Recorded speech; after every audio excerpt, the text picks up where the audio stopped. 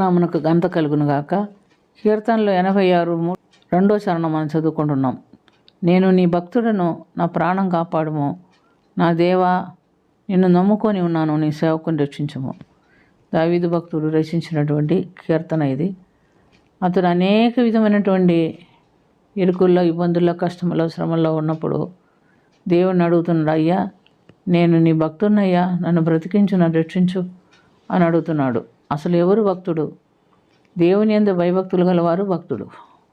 దావీదు భక్తుడు తన చిన్నతనం నుంచి కూడా దేవుణ్ణి ఎరిగి జీవిస్తున్నట్టుగా మనం చూస్తున్నాం. తన తల్లి చిన్నతనం నుంచి దేవునిలో జీవించటము ఆయనకి నేర్పించింది.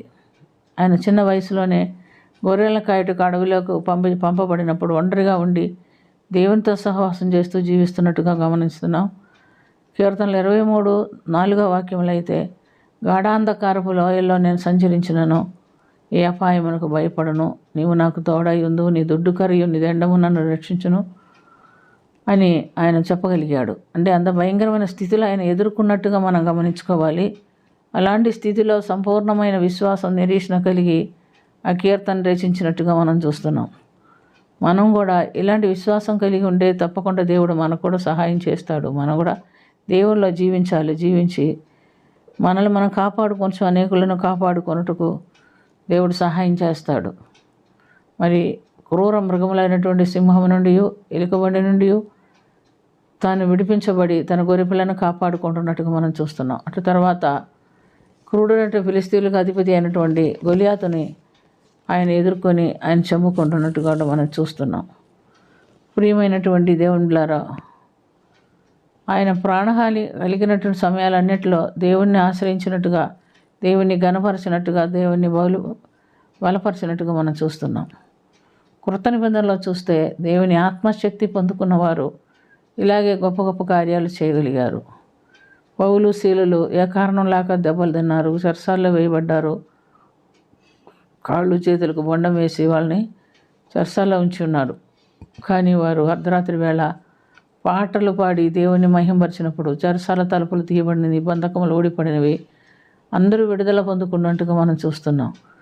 అయినప్పటికీ ప్రియమైనటువంటి దేవుళ్ళారా, జైలు అధికారి ఇది చూసి ఖైదీలందరూ పారిపోయారు, చచ్చిపోవాలనుకున్నప్పుడు పౌలు చెప్తున్నాడు, అయ్యా మీరు ఏం చేయొద్దు, నువ్వే తొందర చేయొద్దు, మేమందరం ఇక్కడ ఉన్నాము, మేమెవరూ పారిపోలేదన్నప్పుడు ఆ సత్యాన్ని చూసి జైలు అధికారి దేవుని యొక్క మహత్వాన్ని ఎరిగి, అయ్యా రక్షణ పొందుటకు నేనేమి చేయాలి అని అడుగుతున్నట్టు చూస్తున్నాం. అప్పుడు పౌలు చెప్తున్నాడు, రక్షణ పొందుటకు నువ్వును ఇంటివారు యేసుప్రభునందు విశ్వాసం ఉంచు, బాప్టిసం తీసుకో, అప్పుడు నువ్వు రక్షణ పొందుతావు అని చెప్తున్నట్టుగా చూస్తున్నాం.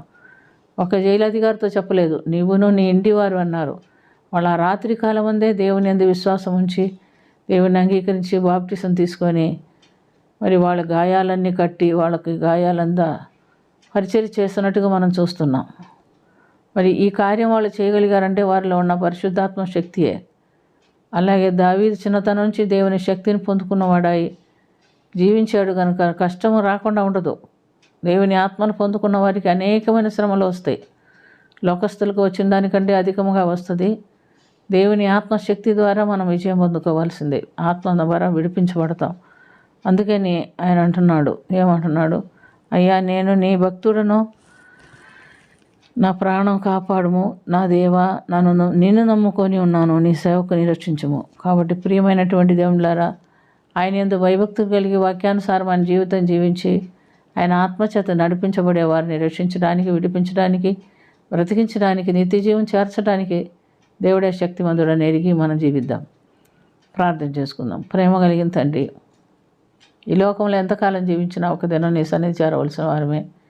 మేము ఈ లోకంలో బ్రతికి ఉన్నప్పుడే మమ్మల్ని నీ రాజ్యం కొరకు సిద్ధపరచుకోవాలి.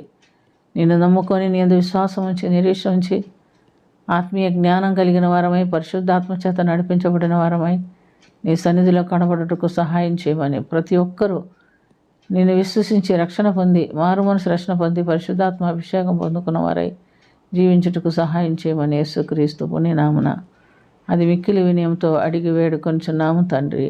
ఆమేన్.